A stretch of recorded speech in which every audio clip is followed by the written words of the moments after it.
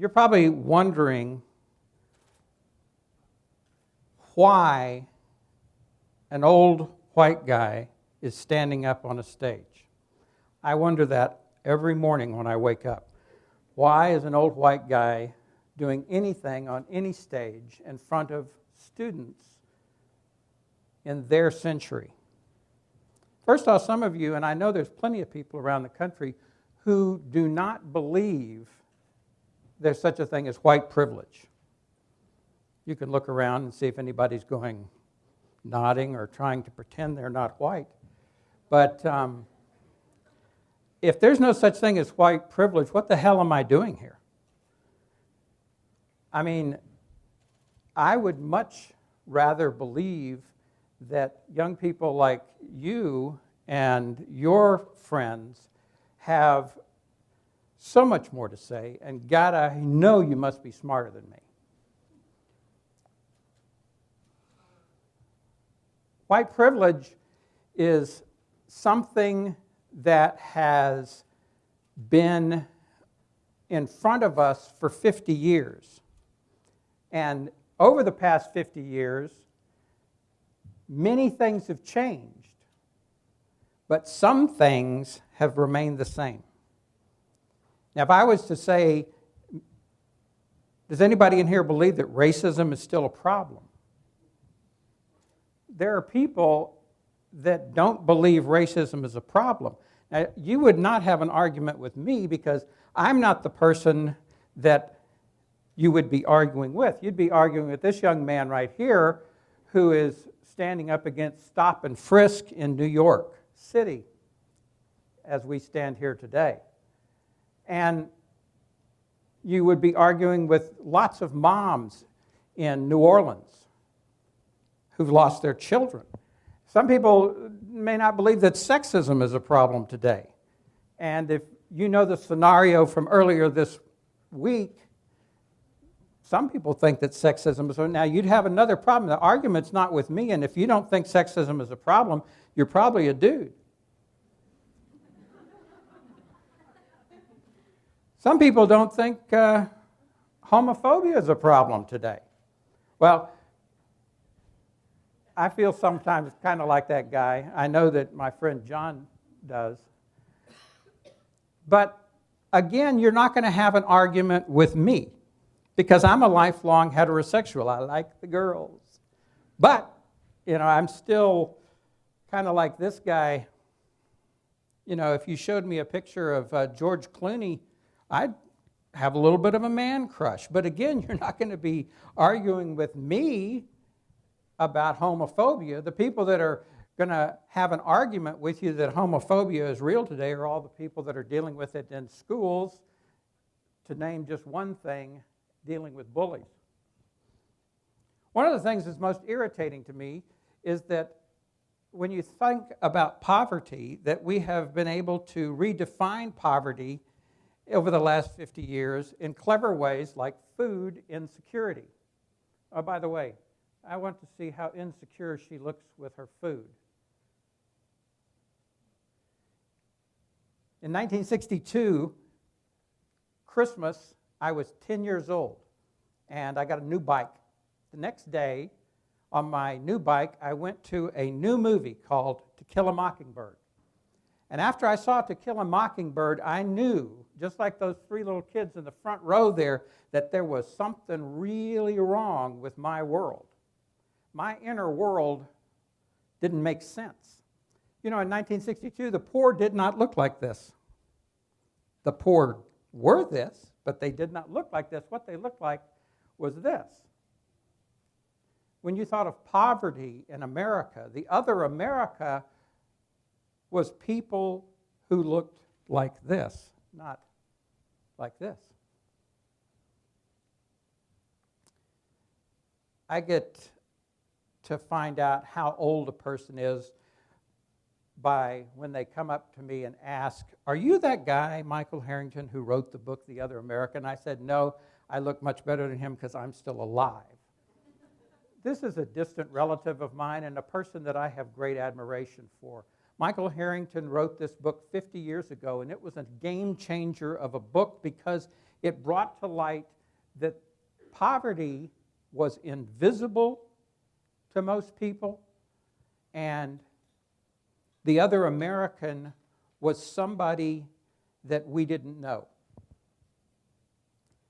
This is what poverty looked like on native land in 1962 and in 2012. Lots of things changed over the past 50 years. 1963, Lyndon Baines Johnson started the war on poverty with my namesake. There were lots of leaders that are such icons in their leadership that brought out who the other Americans were, that we just have to take a look at their picture. And we know that through Birmingham and the South and everywhere else, things were changing. Dr. King identified himself with the other Americans. In 1968, these two brothers, Brother Dan and Philip Berrigan, took draft files from the Catonsville, Maryland draft office and took out homemade napalm, and with their friends they burned the draft files. And that was my game changer. That informed me that if I was going to be a person of faith, then I was going to have to be a person of action, and that I was going to have to act upon my faith, and I was going to have to answer for my action. And the way that Dan Berrigan answered for his action was because of his love of God, he had no other choice than to disobey. We thought we were really cool. Obviously, we thought we invented this in 1960s. Some of you in here are nodding, like it really irritates me when other people give the peace sign.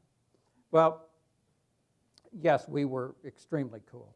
But I would like to point this out, take a moment here before I conclude with a couple of stories that my friend Kurt Vonnegut wants to remind you that you're going to be in this same position today, that these folks who are running for president today, we went to high school with.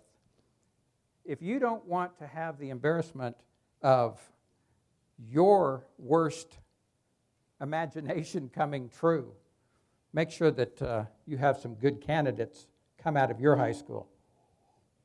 It says on this man's sign, pretty much typically the same things it says on any homeless sign. It says homeless, hungry, sick, tired, anything helps. But he has one little statement at the end that made this sign become a sign of the past 50 years to me. And that was, I have no one. So this picture taken in 2011, 49 years after The Other America was published, is another American who has no one. Three things framed what I would think would be the discussion in the beginning of this 21st century. And this is your century. Each one of these, I had a moment to be with people at the outset of each one of these events, and then after they happen. On Tuesday, April 20th, 1999, Columbine High School happened. We all know something about this. It doesn't even matter if you were born yet. You know something about this. And this event framed violence. It framed the way that the institutions began to look at violence. And this is an important aspect in The Other America because violence can be answered differently depending on which America you're living in. The next event that framed the discussion of the 21st century happened on Monday, August the 29th, 2005, when Hurricane Katrina came through the Gulf Coast and hit New Orleans. I spent 6 years in New Orleans taking students in and out of the 7th Ward as they became community builders. The last event I'll talk about, you all know very well because this framing event happened just this past September 17th, again on a Monday, 2011. It was Occupy Wall Street, Occupy the World. And what this frames is the economic, social justice conversation for the near future. I want to tell you one story before I bow out here, and it's about this dear lady standing beside my daughter. Her name is Miss Aura, and Miss Aura was at a ending conversation and celebration we had in New Orleans.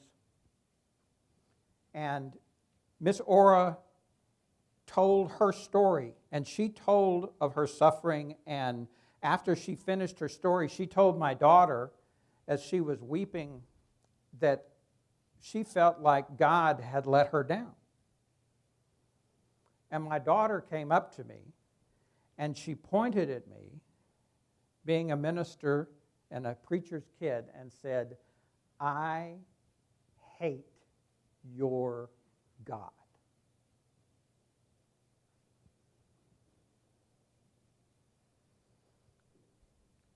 We have an obligation as elders.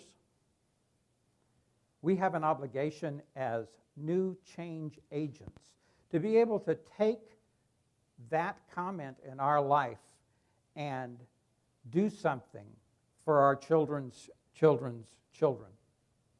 We have an opportunity to create a circle of protection around the other Americans. We have an obligation to take the protection that we circle them with and understand that the other America exists where we take it, whether it's an Occupy, when you're there, or when you think of them, or when you reach out to them, that you are another American. When we're on native territorial land, we're in another America.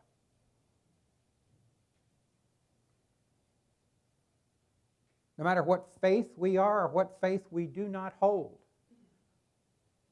we are in another America. Across all borders, we're in another America. South of the border between North America and South America is an entire other America. The people in New Orleans, for just one place, this many years after Katrina, still need help. My mentor, John Perkins, wrote a book on his greatest lesson, that love is the final fight.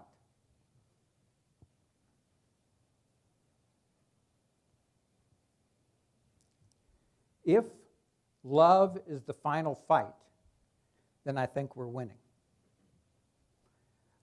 And I know that we're winning when I look at young people like yourself who are doing this work as an American, no matter where the border is, no matter what the job is, no matter what the problem is. And it's because of what you were talking about earlier. In the guidelines, it said that the most important thing that you could do in a TEDx talk is to tie things together and to comment. And I would say that what you spoke of, you do not need someone to be your voice. We as elders, we as other Americans need to stand with this generation in whatever way possible so that they'll know that they're not alone and that love is the final fight. Thank you.